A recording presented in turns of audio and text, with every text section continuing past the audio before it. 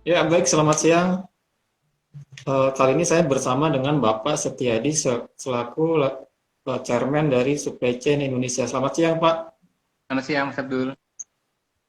Terima kasih, Pak, sudah bersedia untuk join di event Transgo, Pak. Ya, terima kasih Mas Abdul undangannya. Senang sekali bisa Baik, berbagi dengan teman-teman pada siang ini. ya, baik. Menarik, Pak, terkait rilis SCI yang minggu lalu ya, Pak, untuk merilis di media soal eh, kemungkinan dampak resesi global terhadap logistik nasional, Pak.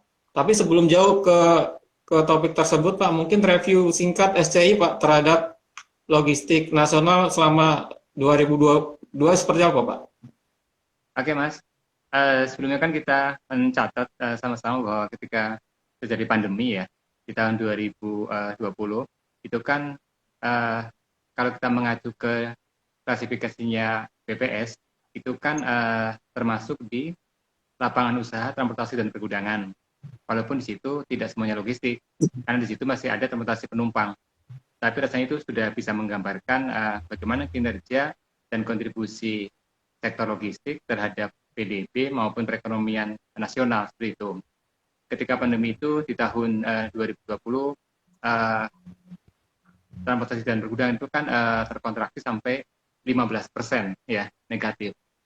Nah kemudian sudah ada pemulihan di tahun 2021 ya dengan tingkat pertumbuhan 3 sekian persen, dan kemudian di tahun 2022 yang sangat luar biasa. Kita tahu bersama di triwulan pertama tahun 2022 itu kan sektor transportasi dan pergudangan itu tumbuh 15,79%. Di triwulan 2 tahun 2022 itu tumbuh 21,27%. Dan luar biasanya di triwulan 3 2022 itu tumbuh sampai 25,81%.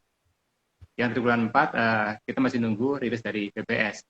Tapi dengan melihat tren di 3 triwulan pertama 2022 itu menunjukkan bahwa tidak hanya sudah terjadi pemulihan untuk transportasi ya secara umum, tetapi kinerjanya itu bahkan tertinggi dibandingkan lapangan-lapangan usaha yang lain. Begitu, Mas. Baik, artinya dari SCI melihat recovery terhadap sektor logistik itu sudah terjadi gitu. Cuma belum sepenuhnya atau seperti apa, Pak? Kalau recovery bahkan tertinggi ya tingkat pemulihannya. Ya, karena kita tahu kan mungkin di tahun 2022 itu kan mungkin pertumbuhan ekonomi nasional sekitar 5% kan. Nah, tadi kan kita melihat bahkan sampai 25,8% seperti itu.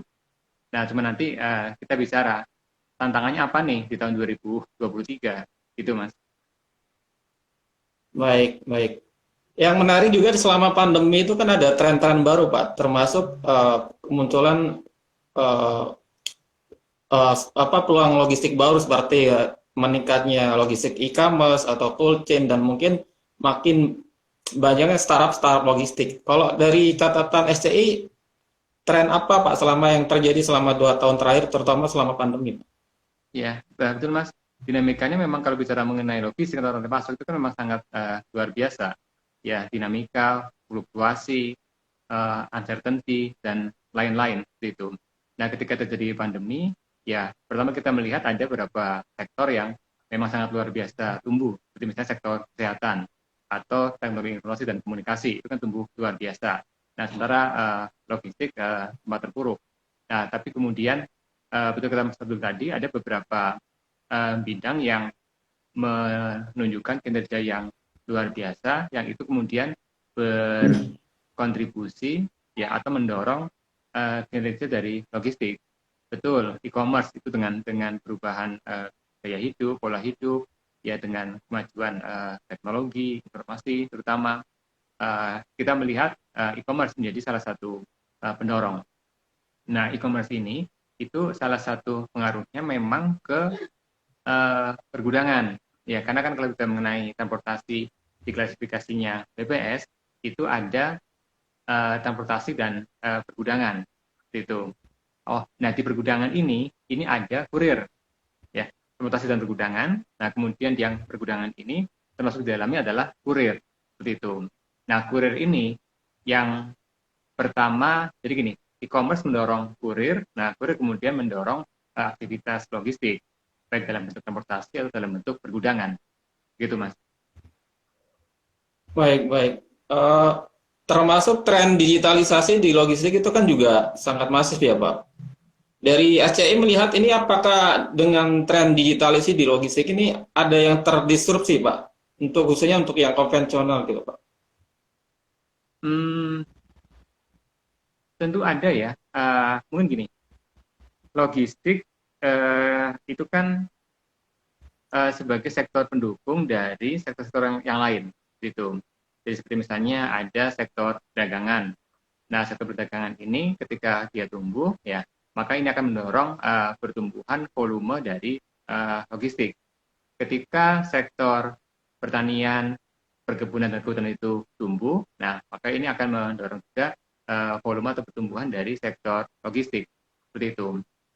Nah, kalau kita bicara mengenai hubungan seperti ini, nah maka tentu ketika ada sebuah sektor yang mengalami penurunan, ya maka akan berpengaruh ke logistik. Walaupun mungkin akan tumbuh dalam hal yang baru. Ya, sebagai contoh, ketika terjadi pembatasan, ya, uh, pembatasan mobilitas, ya, perdagangan juga dibatasi.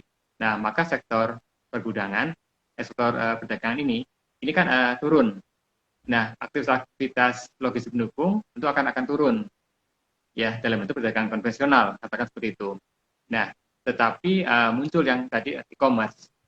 Jadi ada peralihan dari transaksi di secara konvensional di perdagangan itu, nah kemudian berpindah ke e-commerce, gitu Mas. Oke.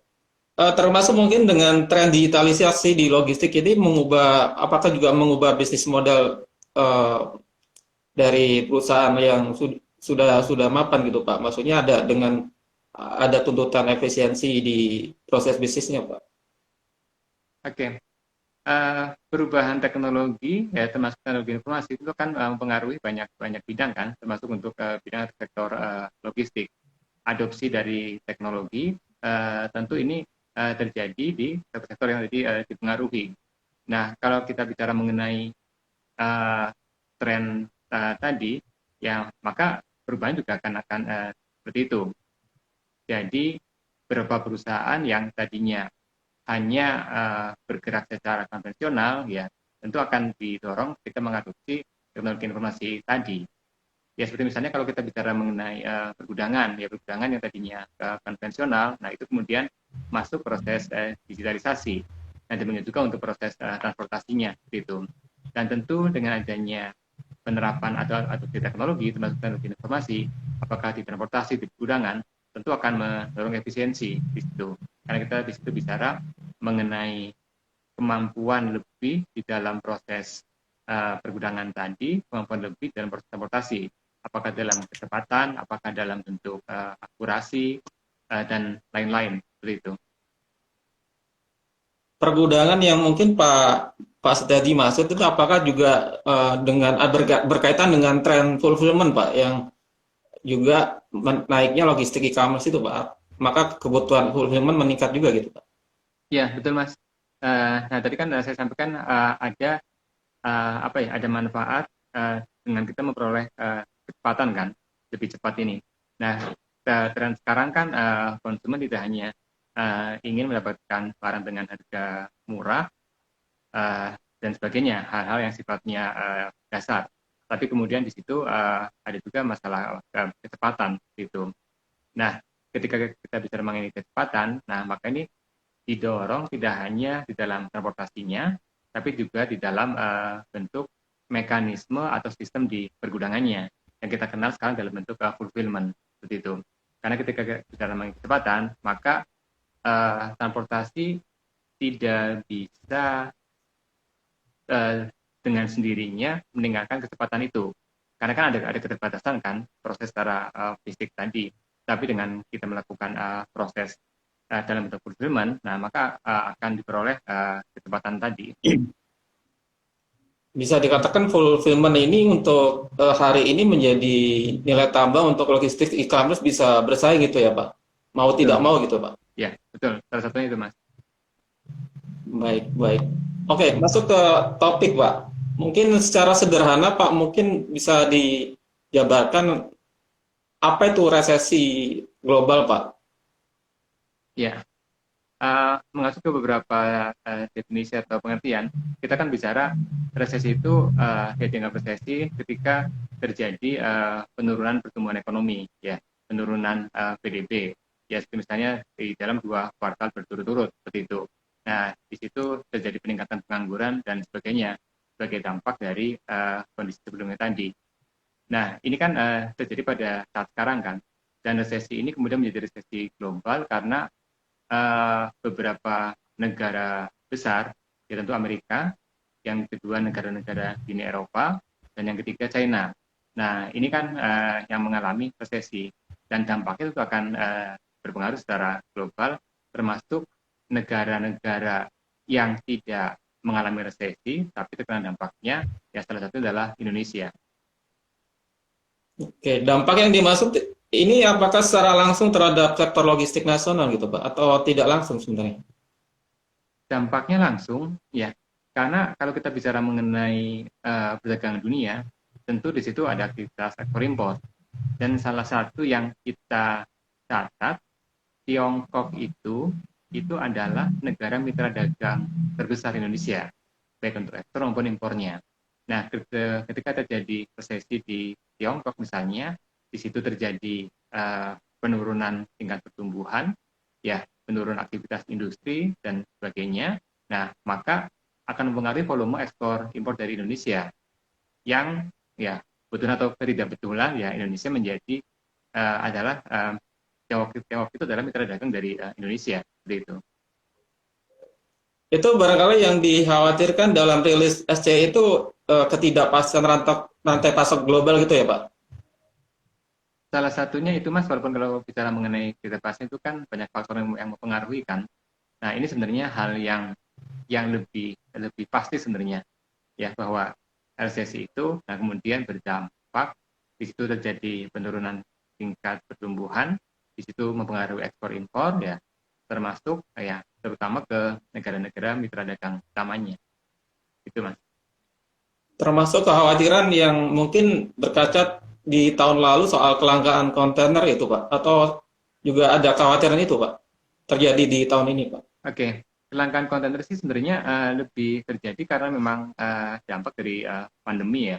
Ketika terjadi misalnya lockdown di beberapa negara, ketika terjadi ketidakseimbangan uh, volume perdagangan antar wilayah dunia, ya, ketika penyebab lainnya juga uh, kontainer-kontainer yang masuk ke pelabuhan itu harus dikarantina sekian hari.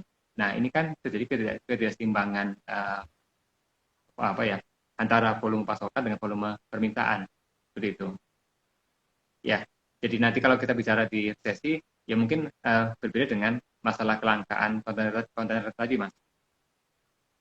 Baik, baik. Yang sering disebut di penyebab pemicu dari resesi global itu kan eh, apa perang Rusia Ukraina gitu Pak. Sebenarnya seberapa pengaruh terhadap ketidakpastian rantai pasok itu sebenarnya? Kalau sering kali disebut gitu Pak.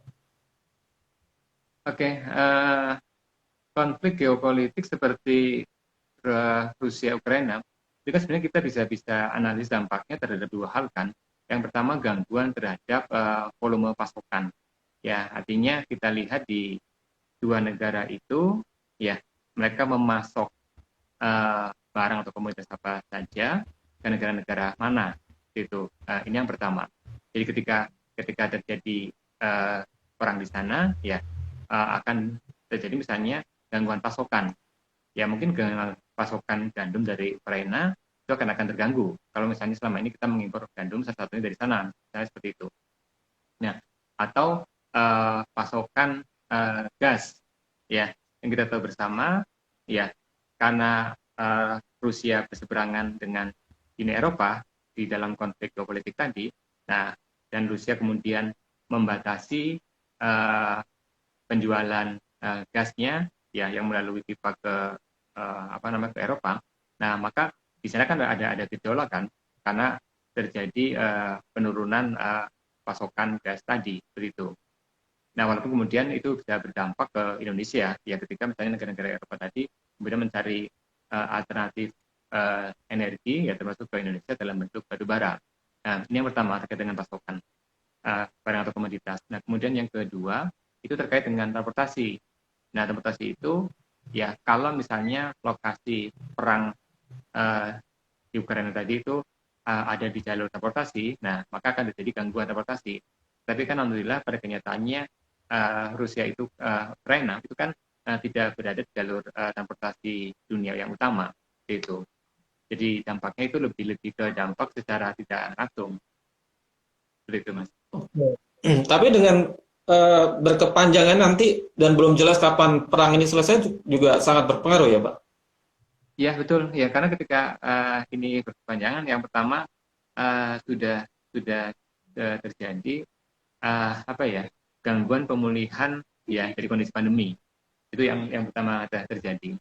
Nah kemudian ketika ini berkepanjangan tentu akan mengganggu uh, perekonomian di negara-negara yang terdampak secara langsung maupun tidak langsung. Ya, seperti tadi ketika di Eropa itu terganggu pasokan energinya dalam bentuk gas ya, maka Eropa harus mencari sumber energi baru dan kemudian sumber energi baru ini harganya lebih mahal. Nah, ketika ini lebih mahal, maka biaya produksi di sana akan menjadi meningkat. Nah, peningkatan ini yang kemudian berdampak ya dalam yang lainnya berdampak ke inflasi ya dan seterusnya. Nah, inflasi ini yang kemudian nanti ujung-ujungnya akan mempengaruhi terjadinya resesi. Baik, baik. Di luar ancaman resesi yang SCI rilis itu kan ada dua faktor lain, Pak ya, seperti mungkin regulasi logistik termasuk biaya logistik gitu, yang masih sampai saat ini masih jadi PR, Pak. Khusus dua faktor ini apa catatan konkretnya, Pak, dari SCI, Pak? Oke, masalah regulasi ini sebenarnya masalah-masalah yang memang kita analisis ya lama ya. Ya, tentu kita tahu bersama, walaupun ini juga mungkin saya terlalu sering untuk menyampaikan terkait dengan regulasi utama untuk bidang logistik, tentu Perpres 26 tahun 2012 tentang Strategi Biru Pengembangan Sistem Logistik Nasional, yang kita harus akui bahwa implementasi memang tidak efektif. Nah, ketidakefektifan ini yang tentu akan mempengaruhi kinerja perkembangan untuk sektor logistik. Masuk di situ tentu akan berpengaruh ke inefisiensi, ya akan berpengaruh ke biaya logistik yang mahal, ujung-ujungnya akan berdampak ke daya saing barang atau komoditas. Yang kedua akan berdampak terhadap tingkat kesejahteraan masyarakat. Itu, Mas. Baik, tapi sebenarnya kalau berkaca dengan 8 tahun terakhir, Pak, dari pemerintah kan cukup pasif, Pak, ya, untuk membangun berbagai infrastruktur untuk bisa menekan biaya logistik seperti jalan tol, bandara, termasuk juga pelabuhan gitu.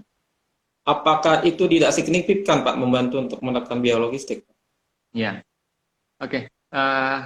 Kalau kita mencoba untuk mengacu ke Disloknas itu kan ada 6 key drivers ya, 6 penggerak utama dari bicara mengenai faktor komoditas, bicara mengenai infrastruktur, regulasi, TIK, ya, dan lain-lain seperti itu. Nah, tentu semua faktor ini akan mempengaruhi, ya, karena itu adalah 6 penggerak utama seperti itu. Nah, infrastruktur tentu akan mempengaruhi ya kinerja, dan kita sangat mengapresiasi ya pemerintahan Presiden Jokowi ya dalam 2 periode kepemimpinan beliau.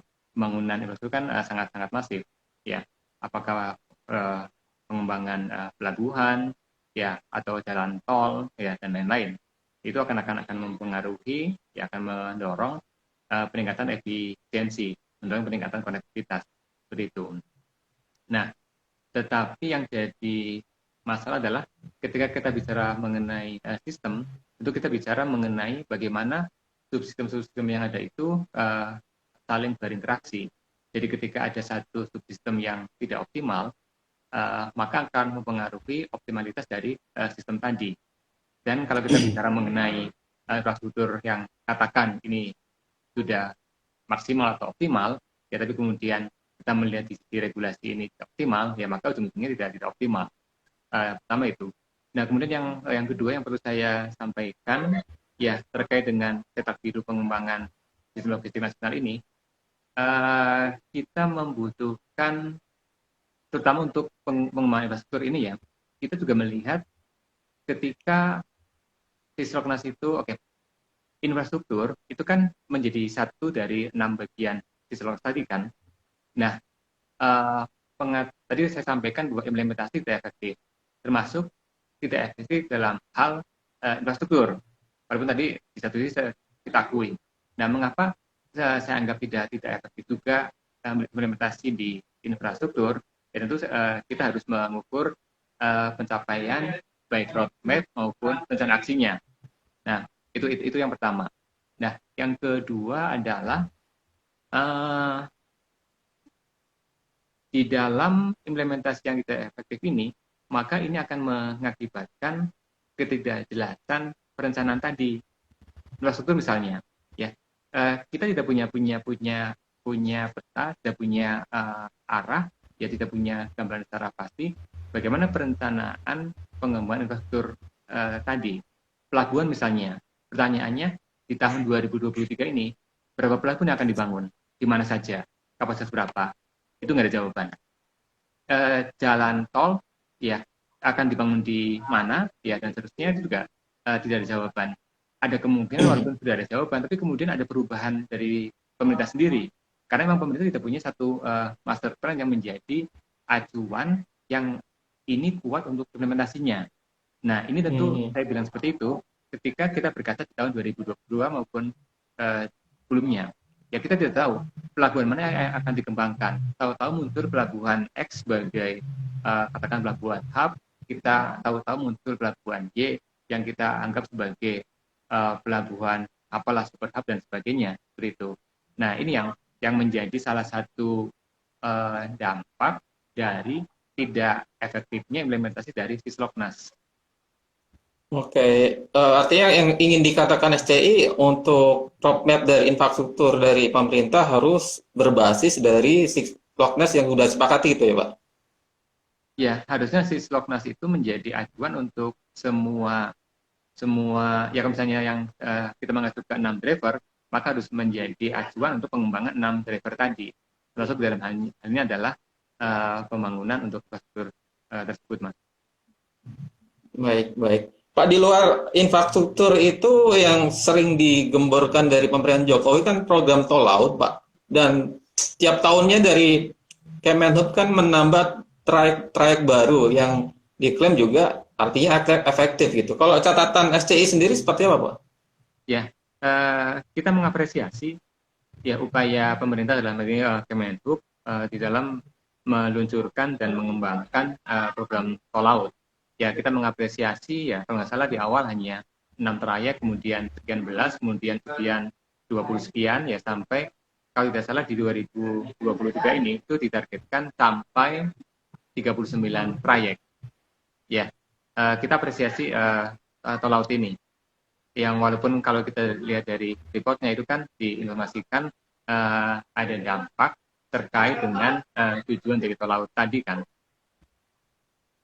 Tapi goal dari program tol laut sendiri terkait untuk menekan biaya logistik apakah tercapai, Pak? Menurut SCI, Pak? Ya, kalau kita mengandalkan tol laut sebagai satu bagian untuk dibandingkan dengan logistik secara nasional, saya melihat belum cukup signifikan ya, karena memang sistem logistik nasional itu sedemikian besarnya. Nah, sementara tol laut itu itu hanya satu bagian yang memang tidak akan kita bisa harapkan berdampak secara nasional. Itu lebih berdampak misalnya terkait dengan bagaimana menjamin atau meningkatkan ketersediaan bahan baku. bahan-bahan kebutuhan pokok dan barang penting. Kemudian yang kedua, bagaimana kemudian tol laut ini itu akan berdampak terhadap penurunan harga barang di daerah. Bagaimana meminimalkan disparitas harga barang dan komoditas di wilayah-wilayah yang 3TP itu. Itu, Mas. Baik, baik. Kembali soal resesi, Pak. Mungkin dari SCI apakah punya semacam rekomendasi buat teman-teman pelaku logistik untuk bisa mengantisipasi, Pak, dampaknya, Pak? Apa yang mesti dilakukan? Oke, ya, yang saya sampaikan di rilis misalnya, itu kan saya sampaikan dua hal kan. Yang pertama kita harus pahami bahwa di dalam logistik transportasi pasok ini kan yang menjadi satu karakteristik utama itu kan masalah uncertainty, masalah ketidakpastian. Nah, ketidakpastian ini yang tentu akan memunculkan risiko, ya, ya ketidakpastian pasokan, ketidakpastian permintaan, ketidakpastian di aspek operasional, ketidakpastian di dalam aspek lingkungan, baik nasional, regional maupun global. Nah, ketidakpastian ini yang harus harus diantisipasi dengan kita menerapkan manajemen risiko. Seperti itu. Nah, kemudian yang kedua, perubahan-perubahan yang terjadi, ya perubahan pola bisnis, perubahan gaya hidup, ya perubahan dan perkembangan teknologi informasi dan sebagainya. Ini kan perubahan-perubahan yang sangat-sangat luar biasa dan kita tidak bisa menghadapi perubahan yang luar biasa itu dengan kita hanya sekedar mengikuti. Nah, maka kita butuh kemampuan. Kita butuh kemampuan untuk tidak hanya butuh kemampuan untuk kita mampu melakukan pengelolaan atas perubahan yang terjadi. Nah, di situ kita perlu menerapkan yang disebut sebagai manajemen perubahan atau change management. Oke, untuk perusahaan logistik atau yang lain yang sekiranya punya plan bisnis, Pak, untuk tahun ini, apakah perlu untuk wait and see dulu, Pak, agar tidak terlalu agresif, Pak, dengan potensi ancaman resesi ini, Pak? Ya, wait and see menjadi salah satu bentuk ya untuk kita menghadapi atau mengantisipasi perubahan atau dinamika yang ada itu. Nah, tetapi tidak hanya wait and see, tetapi perusahaan-perusahaan juga perlu secara proaktif mengembangkan kemampuannya di dalam melakukan pengelolaan perubahan tadi, itu Mas. Nah, apalagi dengan kondisi sekarang ya kita bisa memanfaatkan berbagai hal, ya, seperti misalnya kita menggunakan big data analysis dan sebagainya. Nah, itu yang harus dikembangkan. Oke, berarti tidak hanya untuk menunda, Pak, tapi lebih untuk evaluasi dari internal untuk bisa efisien, Pak, secara perusahaan gitu ya, Pak? Ya, saya melihat seperti itu. Wait and see tetap hal-hal yang memang dinamiknya sangat-sangat luar biasa. Tetapi saya juga melihat potensi yang sebenarnya sudah ada. Nah, ini terkait dengan yang saya sebut sebagai kita perlu reorientasi atau lebih fokus ke domestik, seperti itu. Ya, kita memang berada di rantai pasok global, seperti itu ya. Dan peluang secara global, ya itu tentu ada. Nah, tetapi kalau kita lihat kondisi domestik kita, ini kan sesuatu yang sangat luar biasa, ya terkait dengan jumlah penduduk, ya jumlah dan variasi komoditas, kemudian kita punya fundamental ekonomi yang juga bagus, kita punya berbagai potensi. Nah, itu yang sebenarnya belum kita garap. Yang sebenarnya kita bicara mengenai supply itu ada di Indonesia, kita bicara mengenai demand juga sebenarnya ada di Indonesia, seperti itu. Baik, baik. Baik, terakhir Pak Astiadi, itu dari rekomendasi di sisi pelaku logistik. Kalau untuk rekomendasi SCU terhadap pemerintah agar resesi ini tidak terlalu berdampak terhadap pelaku logistik, apa Pak? Apa yang mesti dilakukan pemerintah, Pak? Oke. Kinerja dari perusahaan logistik ini tentu tidak serta-merta merupakan hasil atau merupakan dipengaruhi oleh kemampuan dari perusahaan logistik itu. Tapi pemerintah punya punya apa ya? Punya peranan yang sangat besar untuk mendorong kinerja dari perusahaan-perusahaan penyedia jasa logistik. Ya seperti misalnya dengan pertama tadi, mungkin yang harus segera dilakukan itu, walaupun saya dengar sudah mulai dilakukan, itu adalah revisi terhadap cetak biru pengembangan logistik nasional, revisi Sisoknas. Itu yang pertama. Walaupun di dalam jangka panjang kita harapkan ya Sisoknas ini selain direvisi itu juga perlu peningkatan hierarki regulasinya dari Perpres misalnya menjadi undang-undang. Kemudian yang ketiga itu kita bicara mengenai kebutuhan sebuah lembaga permanen untuk mengimplementasikan dari Sisoknas. Nah selama ini kan terbukti ketika diimplementasikan di bawah kepanitiaan yang sifatnya ad hoc, ini kan menjadi salah satu penyebab menurut SCI itu tidak efektifnya implementasi dari sistem kelas tadi itu.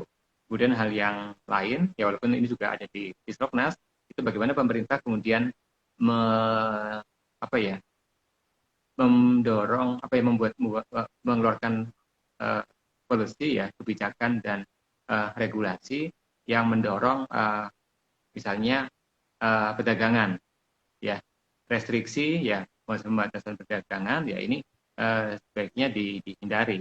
Kemudian yang ketiga itu terkait dengan kemudahan dan transparansi dari birokrasi dan perizinan. Itu sih Mas. Baik, baik. Baik, sebelum menutup Pak Setiadi mungkin kita ketahui kan dari SCI kan juga selama pandemi itu kan juga merilis ruang logistik ya, platform pendidikan dan training sertifikasi logistik ya Pak. Mungkin bisa diperkenalkan Pak. Ya, baik Mas. SCI sebagai sebuah lembaga pelatihan, penelitian dan konsultasi ini kan sudah berdiri dari tahun 2006. Jadi sekarang masuk ke tahun ke-17.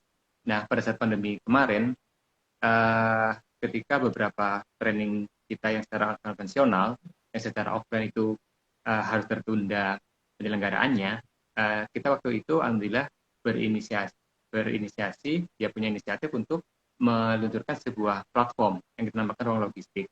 Ini adalah sebuah platform untuk melakukan e-training dan e-certification. Alhamdulillah selama sekitar 2,5 tahun sampai sekarang, itu sudah sekitar 1.200 orang yang mengikuti e-training ya melalui platform ruang logistik yaitu ruanglogistik.id. Dan ini juga harapan kita sih karena kita tahu bersama Mas Abdul, Bapak Ibu teman-teman sekalian, jumlah SDM yang punya sertifikasi di bidang logistik ini kan sangat sedikit, ya sangat sedikit dibandingkan dengan sektor-sektor atau bidang-bidang yang lain. Dan dengan adanya ruang logistik ini, kita harapkan kita bisa menjadi media, menjadi fasilitator untuk peningkatan kompetensi tadi. Artinya dengan kita menggunakan ruang logistik, maka ada efisiensi dan fleksibilitas bagi teman-teman praktisi logistik, apakah sebagai penyedia jasa logistik atau pengguna jasa logistik seperti perusahaan manufaktur, ya perusahaan retailer dan sebagainya, untuk mengikuti pelatihan di ruanglogistik.id. Itu Mas Abdul.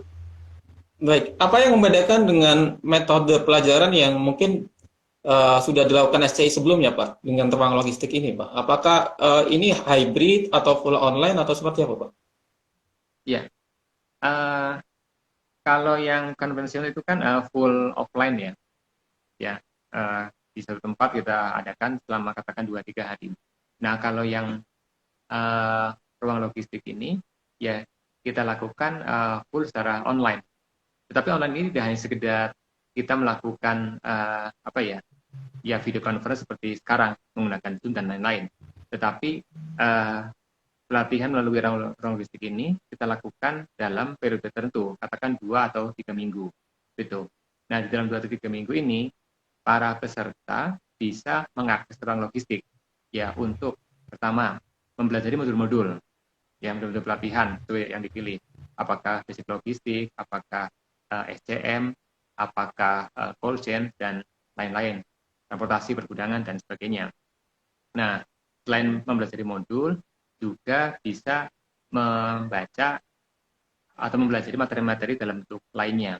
Kemudian yang ketiga, bisa latihan soal di situ. Ya, kemudian ada video conference ya untuk melakukan pendalaman ya bisa 1 atau 2 kali tergantung pelatihannya itu dengan fasilitator kami yang berasal dari praktisi berpengalaman itu. Dan kemudian yang berikutnya para peserta bisa mengikuti ujian secara online. Ini ujian untuk pelatihan ya, bukan ujian untuk sertifikasi BNSP. Nah, kalau misalnya lulus ya dengan 80% menjawab benar minimal, itu sudah bisa mencetak sendiri secara otomatis untuk sertifikat pelatihannya. Nah, sertifikat pelatihan yang diperoleh ini menjadi salah satu dokumen yang diperlukan ya, yang menjadi salah satu pendukung untuk mengikuti uji kompetensi BNSP melalui LSP yang terkait. Dan ini terbuka untuk siapa saja ya, Pak? Betul Mas, terbuka untuk siapa saja. Secara umum untuk praktisi, ya pakai itu SCM, cold chain, apakah transportation, warehouse management, dan sebagainya. Nah, bahkan untuk yang basic logistik, ini tidak hanya untuk praktisi, ya new employee, tapi juga untuk fresh graduate, ya dan juga untuk para mahasiswa. Itu untuk yang basic logistik. Oke, mungkin bisa jelaskan lagi Pak untuk yang sertifikasi BNSP ini seperti apa Pak? Dan ini targetnya untuk siapa Pak? Oke, BNSP merupakan sebuah lembaga di Indonesia yang punya kewenangan untuk melakukan uji kompetensi atau sertifikasi. Nah, karena bidangnya sangat luas, maka BNSP ini mempunyai kepanjangan tangan, ya, yaitu LSP-LSP yang terkait. Ada LSP bidang logistik, ada LSP bidang kesehatan, ada LSP bidang pemasaran, dan sebagainya. Seperti itu. Nah, uji kompetensi di BNSP ini merupakan ujian untuk membuktikan apakah seseorang itu kompeten atau tidak kompeten di dalam sebuah bidang. Itu. Nah, untuk menunjukkan bahwa seseorang itu kompeten, maka salah satu yang diuji adalah pengetahuan dasarnya, ya, kemampuan dasarnya, pengetahuan dasarnya seperti itu. Nah, kami di SCI memfasilitasi untuk bagi para peserta untuk melakukan review atas pengetahuannya dalam bidang logistik atau dalam subbidang tadi pergudangan, transportasi, dan sebagainya. Yang kedua untuk memperdalam. Nah, sehingga nanti ketika uji kompetensi di LSP dan sudah menunjukkan sertifikat dari ruang logistik atau SCI, ini menjadi bukti bahwa orang tersebut ini secara basic pengetahuan itu sudah punya kemampuan. Nah, sehingga ketika nanti uji kompetensi di LSP, maka tinggal dibuktikan untuk hal-hal lainnya dengan menunjukkan misalnya evidence atau bukti-bukti yang mendukung yang untuk membuktikan bahwa seseorang itu kompeten. Oke, dan SC punya kewenangan untuk memfasilitasi ujian dan penerbitan sertifikasi itu ya Pak? Enggak Mas. Jadi kalau kita mengacu ke apa ya skema yang di BNSP, ini kan harus terpisah antara lembaga yang melakukan uji kompetensi, yaitu LSP, lembaga sertifikasi profesi, dengan satu lagi lembaga diklatnya, pendidikan dan pelatihan. Nah, SCI memastikan diri sebagai lembaga diklatnya. Jadi para peserta, para praktisi ini melakukan diklat di tempat kami, dan kemudian nanti kami fasilitasi untuk melakukan uji kompetensi di LSP. Itu Mas. Baik, paling terakhir Pak Setiadi, barangkali buat audiens atau pelaku logistik yang berminat untuk memanfaatkan fasilitas atau jasa dari ruang logistik ini bisa mengakses kemana Pak? Atau menghubungi kemana Pak? Iya, oke. Teman-teman bisa masuk langsung ke platform ruanglogistik.id ya, ruanglogistik.id. Di situ silakan masuk. Di situ ada informasi apa itu ruang logistik, pelatihan-pelatihan apa yang sudah dan sedang atau akan dibuka. Ya, silakan masuk ke situ. Kalau misalnya ada yang tertarik bidangnya, ya silakan masuk, bisa melakukan registrasi secara online. Tapi kalau misalnya ingin menanyakan secara apa ya, ingin info lebih detail, ya bisa mengakses ke nomor handphone atau WA ruang logistik. Itu di 0821 ya 1515 9595. Ya, saya ulang 0821 1515 9595. Baik, ada sosial media mungkin Pak? Sosmednya ada, jadi kita ada Facebook, kita ada LinkedIn, ya, kita ada IG. Silakan aja searching ya, ketik aja Supervision Indonesia, ya, maka di situ akan muncul di masing-masing sosmed tadi. Oke, terdekat apakah ruang logistik ada training apa nih Pak? Oke, kita di tanggal 9 sampai tanggal 19 bulan ini, kita ada pelatihan basic logistik, ya, itu batch ke-11 bulan ini. Kemudian nanti di bulan depan, kita ada pelatihan basic logistik juga untuk batch 12. Karena kita memang sengaja di bulan Januari dan Februari ini, salah satu tujuannya kan untuk adik-adik para mahasiswa, ya, yang memanfaatkan libur semester ganjil ke semester genap. Jadi bisa ikut yang bulan ini atau yang bulan depan. Nah, kemudian di bulan depan, di bulan Februari, kita ada pelatihan SCM, kita ada pelatihan Transportation Management, dan CCL, Cold Chain Logistik. Itu, Mas. Baik, baik. Oke, terima kasih Pak Setiadi untuk waktunya siang ini Pak. Terima kasih untuk diskusinya Pak. Semoga bisa memberi pencerahan buat teman-teman logistik Pak ya, untuk menghadapi peluang dan ancaman di tahun ini gitu ya Pak.